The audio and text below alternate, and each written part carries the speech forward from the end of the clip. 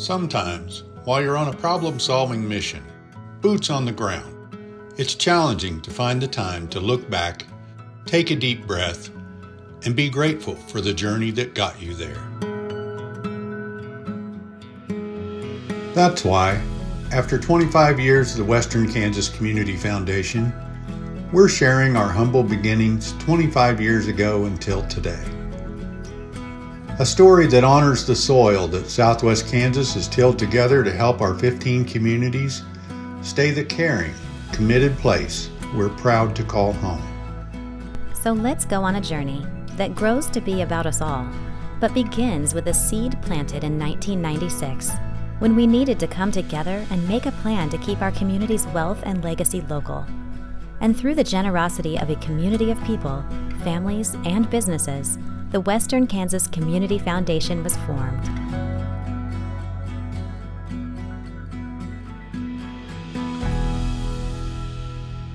My name is Artis Fry, and I have been involved with the Western Kansas Community Foundation from its beginning. My name is Liz Shepner, and I'm a board member of the Western Kansas Community Foundation, a past board chair. I got to be board chair during the big pandemic year. I'm also proud to be a founding member of the foundation. My name's Kirk Alleman, and I was on the original board of the foundation. I believe you need to bloom where you're planted. And Garden is a very vibrant community. We have a lot of diversification. Everything I want is here, for the quality of life. We have all different types of activities and services to utilize, programs, both through community and your church, school. What you get out of your life is what you also put back in the community too. That's what it's all about. It's a great feeling to know that you've helped people that you may never meet. Oh, just the feeling that it has done so well, and so many people have benefited from it. We began wanting to spread an understanding of how contributions could recognize the many in need and build local prosperity. So we try to keep the kids in the community reading with our summer reading program, and just being a support for the school who no longer gets new books. So we try to stay up on new books so the kids always have something new, and they don't get the horrible word bored with reading. One thing I love about Western Kansas Community Foundation is how they partner with us in helping the community. One thing that we offer every year is a free flu shot clinic, and they support us through grant funding to be able to provide 500 flu shots for free. So they really have joined our cause in making every community, every neighborhood, and every life whole and healthy. I think that speaks volumes of them as well. One of the first things was a scale for wheelchairs. You just don't realize what seems like would be a small thing means so much to people. Weight is one of those things that doctors want tracked. So a wheelchair scale that was backed by our medical department was so much more needed, and also gave them the privacy that they were owed. We're kind of in a bad spot in this county. There are foundations that go from Hamilton County south, and then there are other ones like the J.T. Henson Foundation that goes from Wallace County to the north. And so we kind of fit into this line. We can't get either one of those. So when Western Kansas Foundation came through, it was all of a sudden, oh wow, there's a foundation that we can apply for. And they have helped us through COVID too, given us money to help us get through COVID. So we've been really fortunate to have them in the community.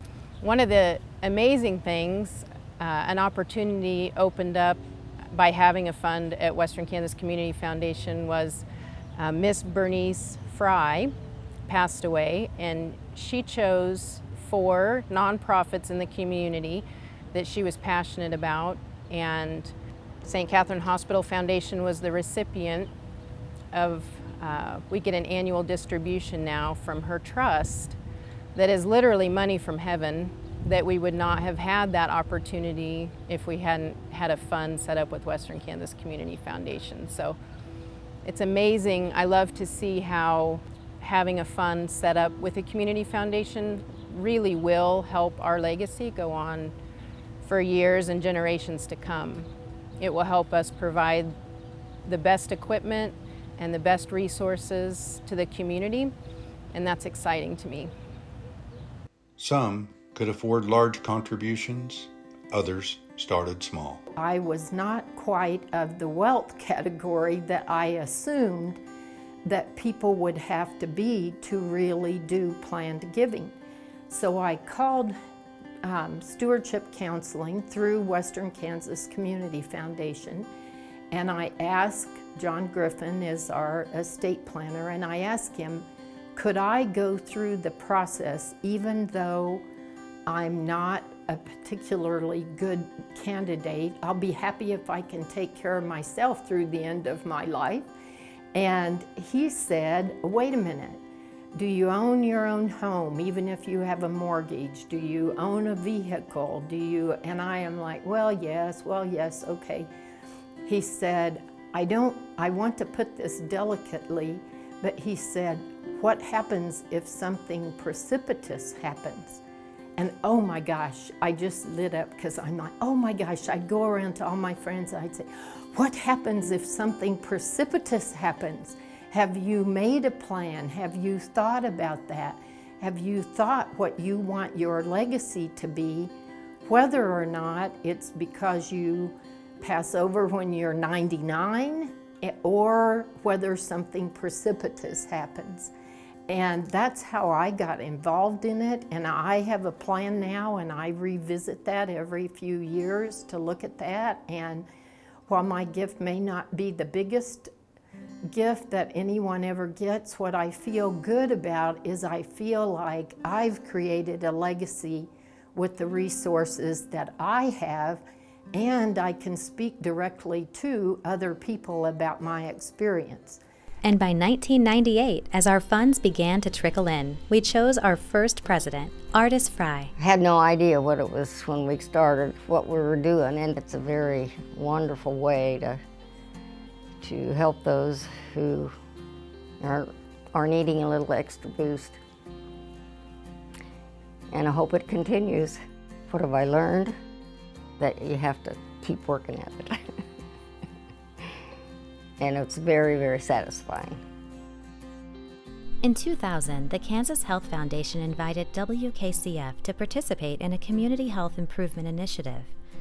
Its first 10-year phase, called Grow One, Giving Resources to Our World, was designed with 3 goals in mind: to increase philanthropy in Kansas, to improve the health of our children, and to develop a network of local long-term partners.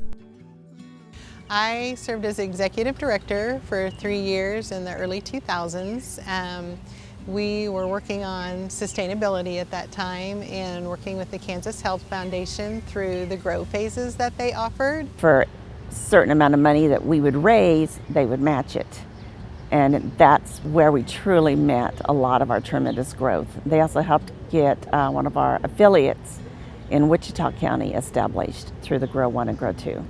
It was quite an honor, honestly, to work with them and be able to be challenged by what they put forth in raising money in our several county area out here in western Kansas. And because of the generosity of so many people, that's how we got started and were sustainable through all the matching that they gave the Community Foundation, and worked so hard for the money to help us through operations and be able to still do grants at the same time. So that was pretty exciting. And here we are 25 years later, and that's so exciting that the foundation has grown as much as it has, and so have those funds right along with it.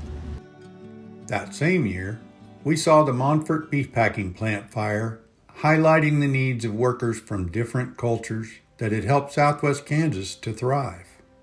We have a huge influx of immigrants from Mexico and Honduras. And a lot of people can't speak with our Honduran population because it's different, and it's a different dialect. I hate that we lose stuff in translation, especially as their kids are engaged in our school. So the question I would have is, how do we reach out, engage, and provide services to those populations that aren't currently being served?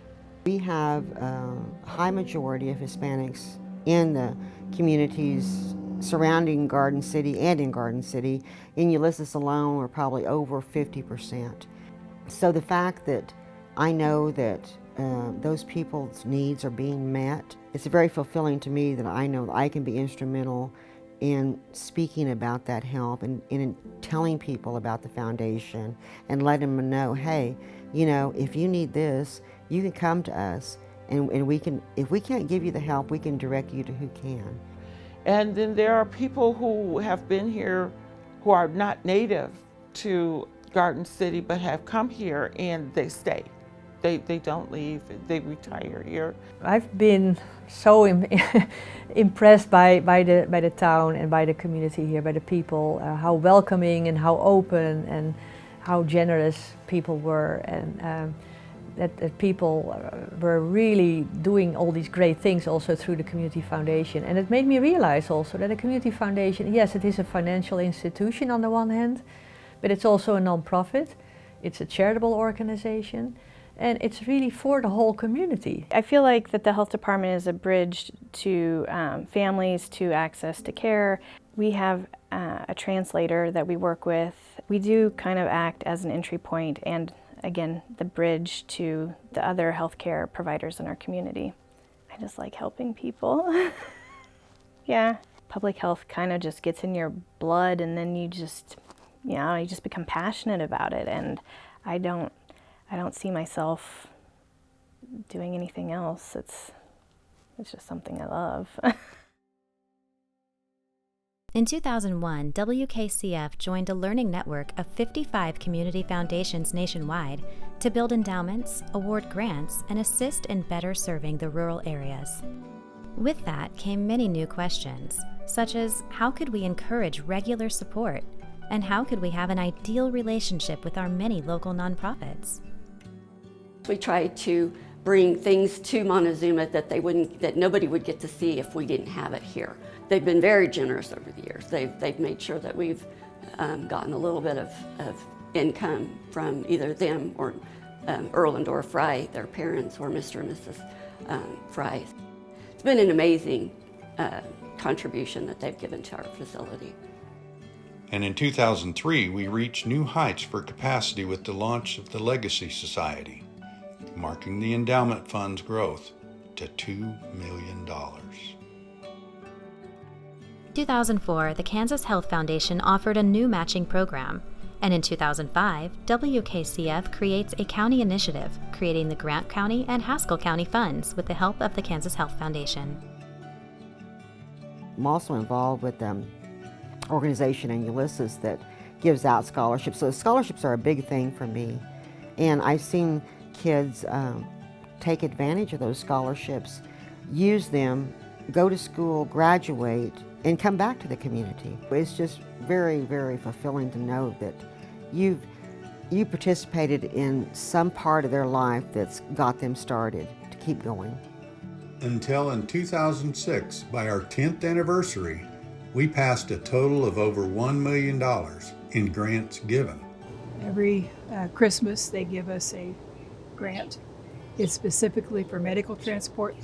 The relationship is wonderful. The first year that they gave it to us, we were totally surprised. One of the families that this grant made such a difference for was a set of grandparents who were raising 2 grandchildren. The mother was in prison for the long term, and the dad ran off at some point. And the grandmother had an esophagus that was closing down, so she had to go to Wichita every time it got too narrow. With this grant, we were able to give her gas. So about every 2.5 to 3 months, she would go to Wichita and get it stretched and come back and be okay again. Her goal was to live long enough to get those kids out on their own. She didn't quite make it, but they were in high school before she died. And so this grant allowed those kids to have that kind of stability that long. We also pick up furniture that people are giving away. And so we're probably the only religious in the United States that need a pickup for our ministry. And people look at us with our gray hair in this 1994 pickup and say, what's going on? In 2007, the Nutrition and Physical Activity Initiative awarded upwards of $400,000 in 4 counties. At the same time, the stock market crash of 2008 slowed progress for our capacity to give, as it did across the country. But in July 2009, the Kansas Health Foundation began Grow 2, helping us build more permanent resources, measurably improving the health of local residents. In 2010, Grow helps WKCF join many affiliate foundations, and 2011 marked our first standalone year of grants over $1 million. And in our case, I think our foundation grew about $18 million in those 10 years in assets, because of all those matching dollar programs. And Grow 2 was basically helping with certain programs in the areas of education and health especially. So there were a number of great community initiatives coming out of those matching dollar programs that were promoting healthy behavior. So with that grant money we were able to work with some other organizations in Garden City to build a walking trail, for example, and biking trail, and do some interesting initiatives with the local zoo. So that all came out of the Kansas Health Foundation, so it was a great way also to go to our donors and say, hey, this is an opportunity for the Community Foundation to build a fund for health or education, would you help us? And so that has really been a tremendous period of growth for the Community Foundation. By 2012, a surprising study showed that in the next 8 years, $79 billion would transfer from one generation to the next in Kansas alone. With a goal to keep resources supporting locals, we participated in a campaign called Keep 5 in Kansas, a slogan we all still believe in today. We knew some folks would leave the area, but keeping 5% of the transfer of wealth local would have a huge local impact. So many times when a landowner passes away, if their family doesn't live here, then that ownership changes hands and it will leave the area.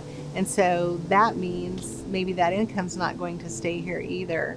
And so for us to preserve the legacy of local landowners, of the agriculture industry we live in, I think it's important for there to be an avenue for people to give back through real estate and land. I hope that the young people realize how important it is to keep their money here. We used to have a campaign called Keep 5 in Kansas. That's one reason we have started acquiring farmland rather than selling the farmland to some large corporation somewhere else. We're keeping the money here. 2014 was an important year because we were given the seal of approval by the National Council of Foundations, signifying that we were being held by the highest standards in our field. It was a real validation of doing things right, as we continually receive new requests from nonprofits for support. The relationship that I have with the Western Kansas Community Foundation has been wonderful. They're so easy to work with, but what that has done is enabled me to have these the school visits and have that outreach opportunity with a minimal budget. In 2015, we started asking ourselves, how can we let people know that we were here for everyone?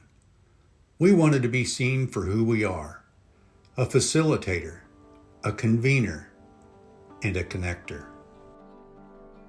So I myself was actually impacted individually. I say that it's a little bit of, I don't know, serendipity, fate, destiny maybe that I work for the foundation now. When I was a senior in high school, I received a scholarship from the Bernadine Sitz Scholarship. I attended Bernadine's school. I don't even remember knowing that the foundation was part of that scholarship award.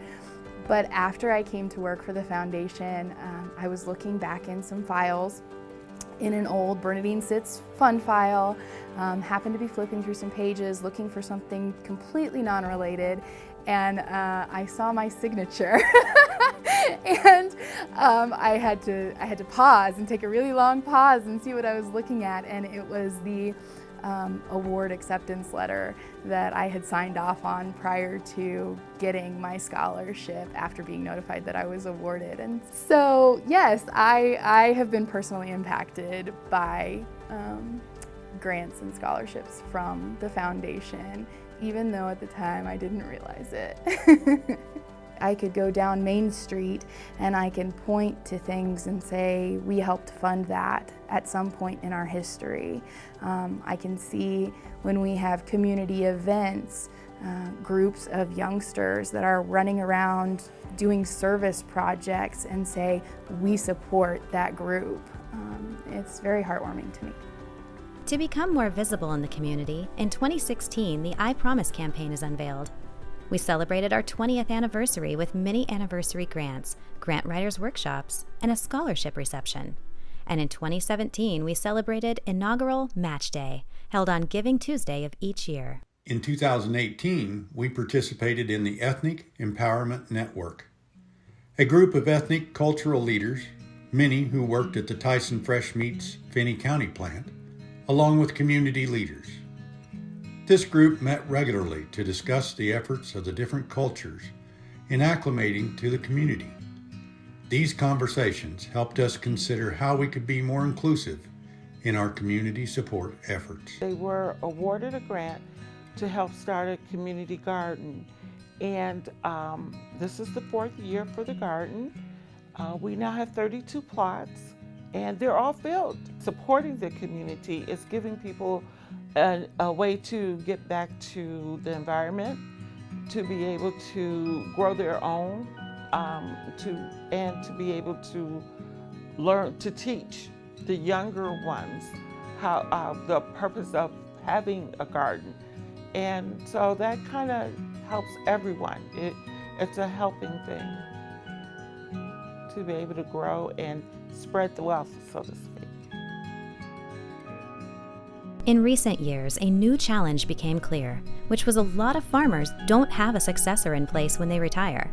As we were receiving farmland, we needed to find a way to own and operate it while returning the farm income to charitable organizations per the original intent of the donors.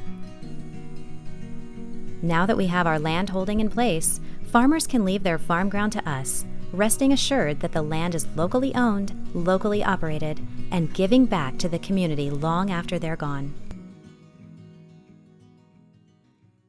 We serve people with disabilities using equine-assisted learning. We have an adaptive saddle that they've helped fund as well. In the past, they've bought a computer for us or helped pay for a computer for our office needs.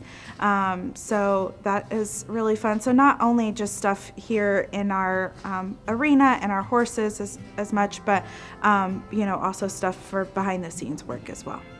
I hope that everyone learns self-confidence and learns to believe in themselves some way. There's huge connections between horses and humans, and I hope that they take those skills to their everyday world, and know that they're special. Well, I saw a big difference, especially in Peyton. Ashlyn had already been participating before, but last year was the first year for Peyton, and she was very nervous and shy. And once she started, though, she started gaining confidence, and she can just boss those horses around and back them up into this little straight line, and she's very good at it now. So it's really made a big difference in getting her confident. I am so lucky to be here. It is an amazing program, and if it weren't for the volunteers and the donations that they get, they wouldn't be here. And it's an amazing opportunity, and I wouldn't change it for the world. We're asking, how can we be influential enough and also helpful enough to help these young boys understand what it takes to be a good, solid citizen as best you can be. I mean, these kids can go into a room and talk in front of 200 people and not a flinch. And to do something like that, that's incredible. And we need to keep those leaders that we've created stay back in our community. And that's what we want to do. Southwest Kansas is constantly evolving. And I think as our communities evolve, so must the focuses of our foundation.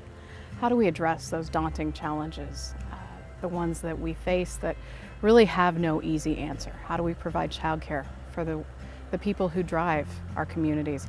How do we provide enough housing for the individuals to live in? And how do we create communities that people are proud to call home? I think those are the questions that face us. By 2020, when COVID-19 came to Kansas, we knew now was the time to respond to quickly changing events and to think about how we can best step in and help many local nonprofits keep their staff and operations. So we began an urgent needs fund. We're keeping this fund open to make sure we'll be there forever to help folks when great challenges inevitably come again. As a community steward, we're in a transition moment. 25 years of growth means we've outgrown our startup years, and we're able to do more than before. But we know how important it is to ask ourselves strategically, what is the voice of the community, and how can we embody that voice as sincerely and inclusively as possible? How can we be leading by defining needs and solving problems that may be unseen, while walking side by side with donors, identifying problems, and working together to establish funds that make every dollar count? From this strategic work and studying impact, here's what we've established and learned by now. So moving forward, we will just continue to do what we've set out to do 25 years ago. But we are going to ramp up some efforts to make sure that we're really reaching the people who need our help the most. And to do that effectively, we've established a new fund, the Community Development Fund, that is earmarked for special initiatives and projects. The goal for this fund is to reach $2 million by 2025. That will help us to make larger grants for greater community impact, especially in the areas of affordable housing, access to healthcare, and education. And we really hope that our donors will join us in this effort, because this can be very powerful and transformational work, not just for the Community Foundation, but especially for the people in Southwest Kansas, the 15 counties that we serve. So our 25th anniversary is obviously a big moment. It's a moment to celebrate, but also a moment to reflect upon. And especially when we think of the large assets that are now under our administration. We've built a $50 million community savings account. But of course, this would not have been possible without the vision of our founding members and the many individuals, families, businesses that have partnered with us over the years. We are tremendously grateful for all the contributions that we've received over the last 25 years, and we would not be here without them. Wow, what a 25 years it's been. When we look around, we see the hands, feet, and hearts hard at work, moving forward together to make this all possible. Whether we know it through many voices that tell this story, or whether we are just learning it now, so many in Western Kansas have been touched by the care, commitment, and congregation of our community. Challenges there have been many, and many there will continue to be. But we are proud to stand together and hear the call of our needs, taking action upon our dreams as one united Western Kansas community.